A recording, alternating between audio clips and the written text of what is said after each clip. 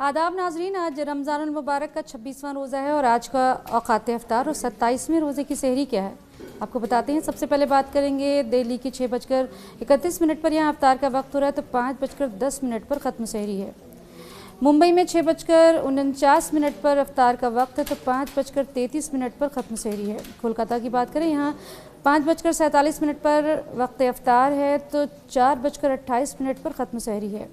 हैदराबाद में 6:27 पर इफ्तार का वक्त हो रहा है तो 5:10 पर ख़त्म सहरी है। श्रीनगर में 6:42 पर इफ्तार का वक्त हो रहा है और 5:16 पर ख़त्म सहरी है। जाते जाते हम आपके लिए एक सवाल रोज़ छोड़े जाते हैं और वो ये है कि कुरान मजीद की वो कौन सी सूरह है जिसका एक रुकू मक्का में और दूसरा रुकू मदीना में नाजिल हुआ। अपने जवाब कमेंट सेक्शन में हमें दें और देखते रहें हमारा चैनल News18 उर्दू और दें इजाज़त। खुदा हाफिज़।